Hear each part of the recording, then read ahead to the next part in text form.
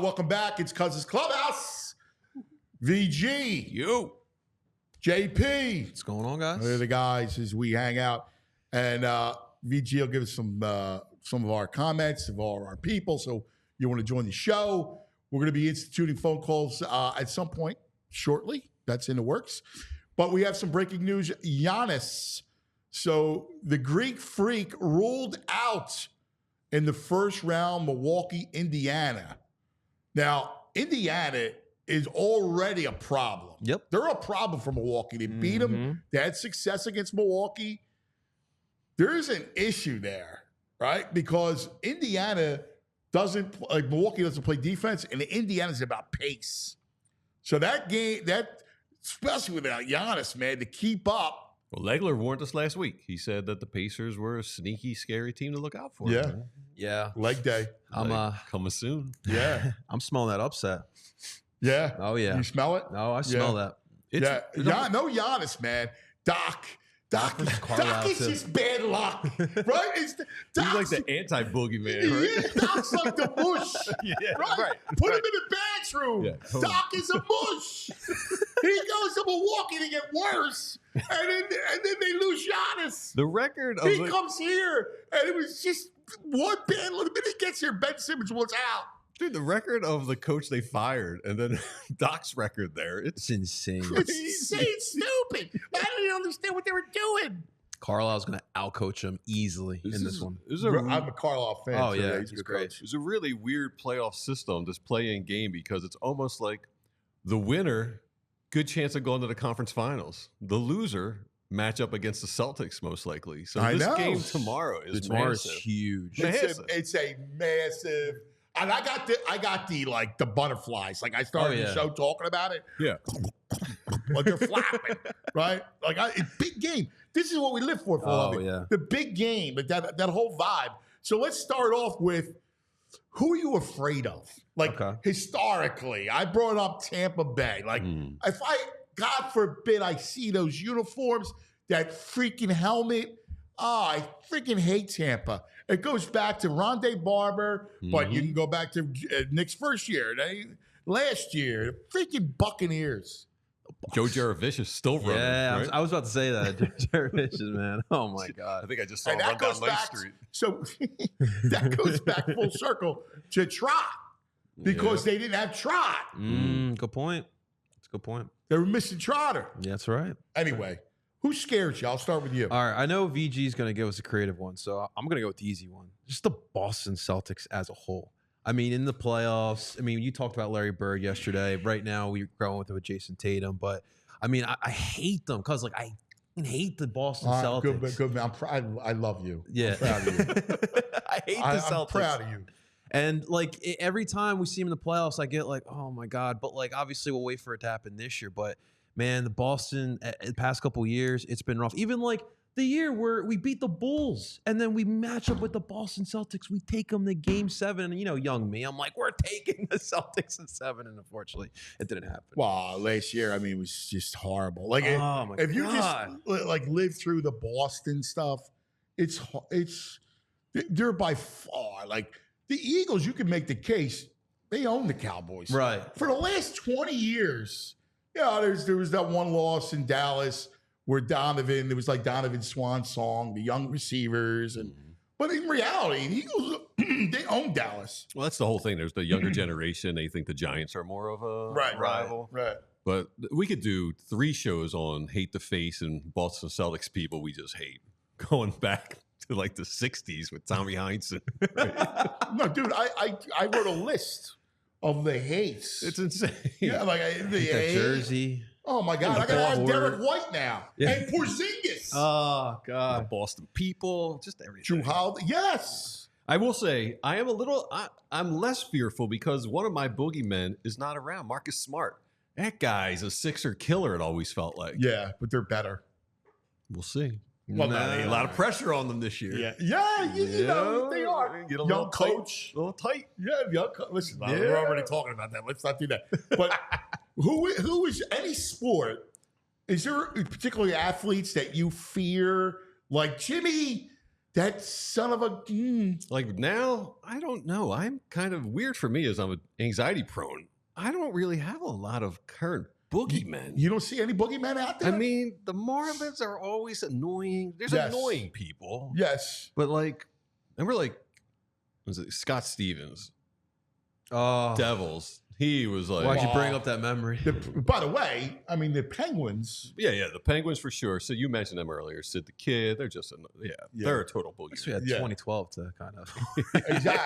Exactly. Horford's kind of a boogeyman. Oh, dude. Right? Horford. 100%. So's Anna. Yeah. Oh, I never told you this story. So, you know me, I'm super proud of being Latino. So when Al Horford came here, guess who got his jersey?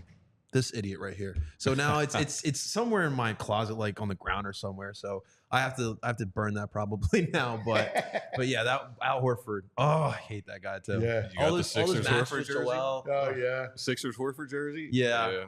Yeah, we might have to do a ceremony with that, if we get the matchup with them. Can we burn stuff on the roof? Yeah, why not? Yeah. Who's paying attention? There's no paper towels for a couple of days. No one's paying attention here. Burn stuff on the roof. All right, I'm good. I'm down with that one. This portion of the program is brought to you by the Bet Park Sportsbook app. Is how you do it. The Bet Park Sportsbook app. All right. Let us go back because we didn't get a chance to do this yesterday.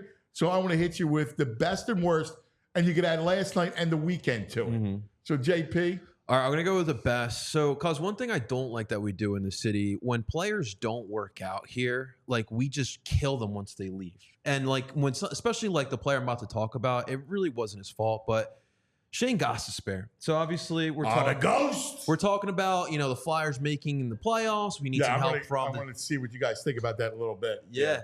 We're hoping that we get some help from the Penguins and the Detroit Red Wings. Ghost has really stepped up in a big way for the Red Wings as they try to keep their playoff hopes alive. And so, listen, it didn't work out here. We gave him up for literally nothing, but it is cool to see Shane kind of finding his way for a team that's fighting for the playoffs. So this is interesting.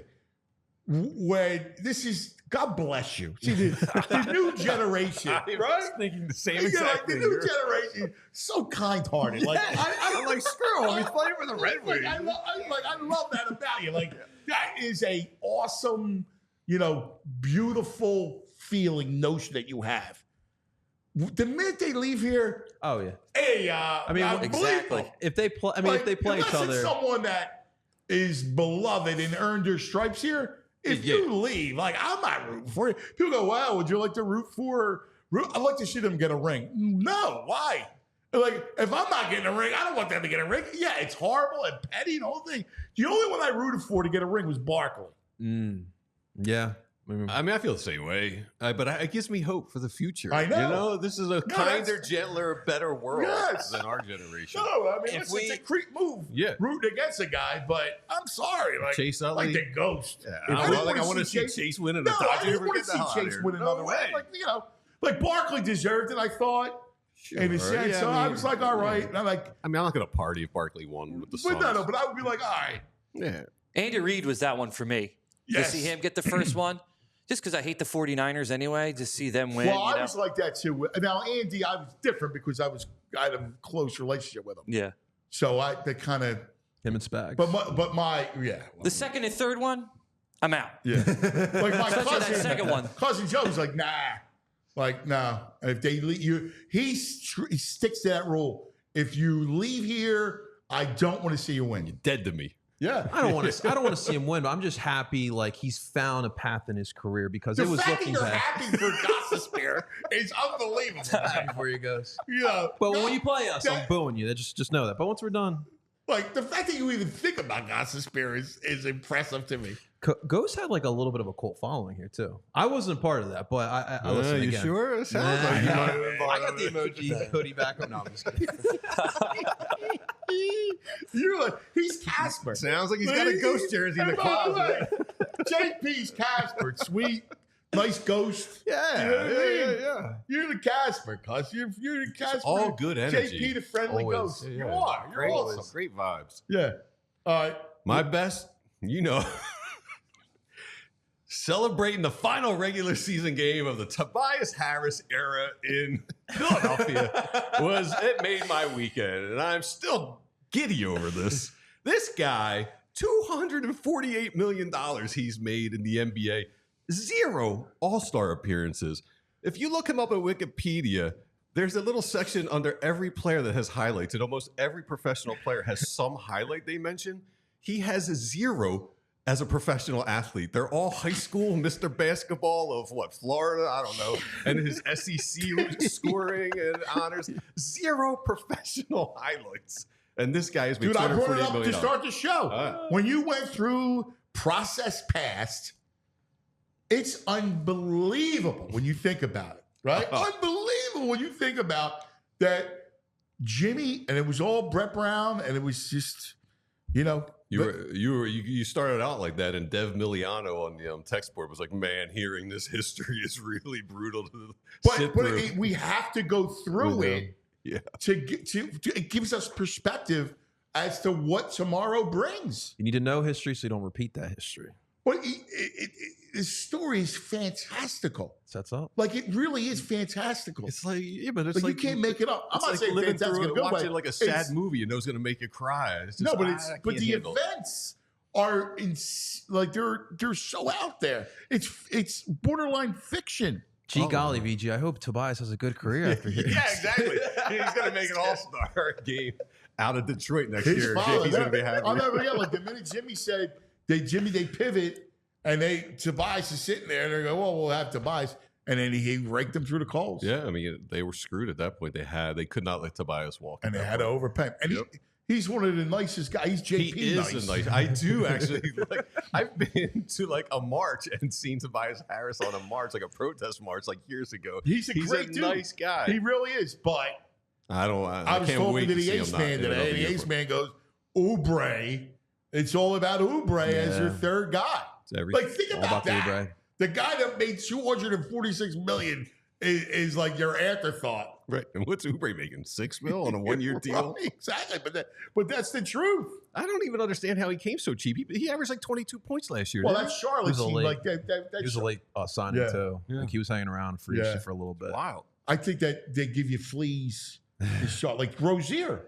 Yeah, in my head, like that was a good signing for them. That franchise, they need some voodoo, something. Yeah, they're horrible. It's been a mess. Yeah, that's a good Morey move. That's a good heel move. It was an heel move. Yeah. I agree. All right, worst of the last couple days. I'm gonna go with VG's boy, Johan Rojas. So not from his play on the field, but because obviously big one, right? Christian Pache with that walk off there. So here comes Johan Rojas celebrating with the rest of his teammates. My man picks up a freaking injury in the celebration. How do you do that, Johan? So I'm going Johan with my worst. All right. How about you, VG? Mine's a little personal. I got stuck. I work with some youth basketball, and I got stuck having to referee as a fill-in. And refereeing is the worst. No, it's thankless. It's the worst. It is the worst. Yeah, it stuck with me. I was nervous going into it. I was miserable during it. Afterwards, I just wanted to put my hoodie up and run out of the building.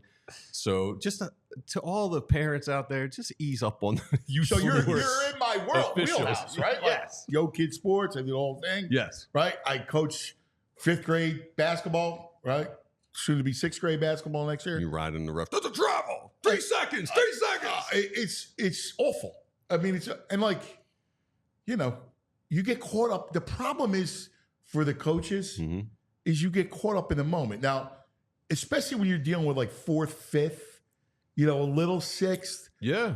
I was doing 12 and unders. When you're doing that age, you want to teach in the game, right? So you want to you don't want to call you could call travel almost all the time, right?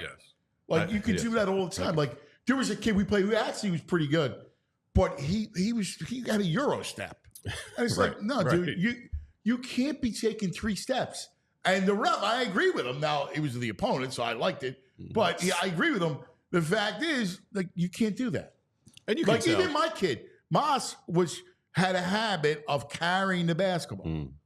And he would carry it. I'm like, dude, he's right. And the official went on a roll, called him 3 times for palming, for carrying the ball. And they're like, dude, I told him, he got sick. I'm like, dude, hand on top of the basketball. Yeah. Like until you grow into the game, then you could do that. That's a tough one because you see the NBA and they're doing it the entire I know, game. but, So but it's you're hard not. for When you're in 5th grade, 4th grade, hand on top of the ball. All these kids want the handles. All these kids want to shoot those threes. But that's a carry. Like you can't carry the ball. But you're right about like youth referees, youth umpires.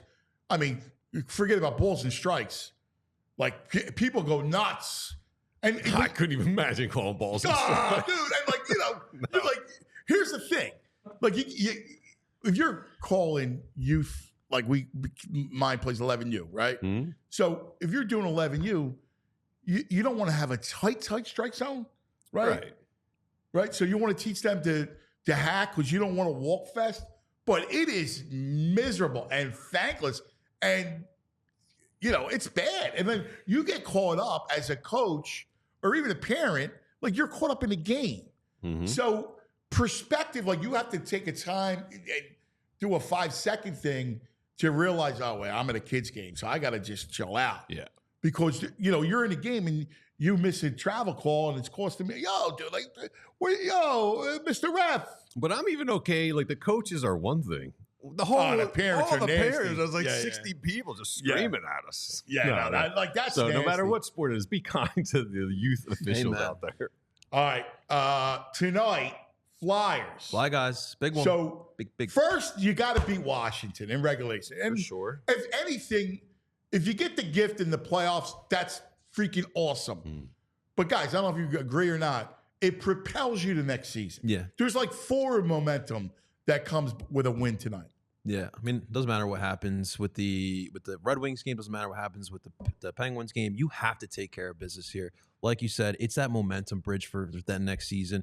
Hopefully, we talk to Jones and we get some more talent in here, more young pieces as well. So it's about building that culture, and that's what this season was all about. And it ends here. Yeah, it's a must-win game. So these kids to actually come through and win a must-win game would be good for them going forward. Absolutely, yeah. And then you get lucky and who knows? Once you're in, right? you're in. Yeah. It's 2010. Our 2010 moment is the back in the day moment brought to you by Rite Aid. Get all your favorite goods and all your pharmacy needs at your local Rite Aid store.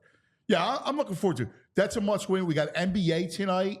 So we'll be watching that. Yeah. And Fightins and Ranger. I look forward to Ranger Day. Oh, God. Yeah. He's like Chooch. He's such a likable, lovable guy. I agree. He has such this calmness out there. Yeah, I love Ranger And Day. hey, I know a lot of people are stressing. The Phillies are 9-8. And that's their best 17-game start in 5 years. So, let's go. Like things are looking up. We got World Series, baby. All right, here's the question. Will they be at 500 for the rest of the season again? Yeah, I believe so. Yeah. I believe this week gives them a few games cushion. Yes. Well, my point is, they will never be at 500 again. That's what I'm saying, because they should be 12-9 at the end of this week. Right. So yeah, I think that cushion, I'm thinking the same that thing. cushion gives them enough. So stumble here so and this there. Is it. This is it. No more 500 rest of the year. No sub 500 after this. I'll take that. Yeah, I'll take that. Andrew, same thing? I'm on that, yeah. All right, you're good? I'm good. No 500? Yeah, I feel good about that. I mean, is there an asterisk barring injuries to No. Wheeler or Nola? No, because at some point, like, you can't be at 500. Yeah, I'm good. You got to be better than 500 the rest of the season. Onward and upward. Especially when it warms up. Agreed. Yeah. So from here on out, no more 500. No more. Nothing. No more. I don't even know what that means. Exactly. Yeah. Wipe the hands clean. We're good. We're going. This train is moving. All right. I like that, Andrew. Did you like that picture of Baldy? Nice job, Andrew Frazier. Yeah. Getting that up there. I added that to the end, so we're good to go for Friday. It's already done. Baldy's new pictures in there. He looks fantastic. He looked like Jose Canseco. He did. I didn't think it was him at first. That was good. It might be awesome. Could you imagine? He mentioned 465. That's insane. My God. That's the ultimate beat. Yeah, that was wild. Yeah, the bench that much. Oh my Dawood in the chat room said Baldy was benching 2 bulls and 3 goats. Dawood, my man. Yo, for Dawood. Any other comments? Yeah, we got some good ones. JH says, nice to see JP rocking the Jersey. Yeah. I like that. Jersey. There was a lot of love for Brad's double XL representation, big guys out there like that. This guy sounds like no fun. Thanks for chiming in, Steve Cummings, but Flyers are done after last night's game. Can we just have some fun with tonight? I mean, I look, I know it's going to change something. Let's have a little fun. Yeah. And K-Red wants to know, can Rite Aid cure my existential dread? I believe they probably do have something they for gotta that. have something for it. Yeah, absolutely. If not, then Schroeder's a dispensary that could probably that can help with that ailment. Yeah, for sure. I know some people. I know you do.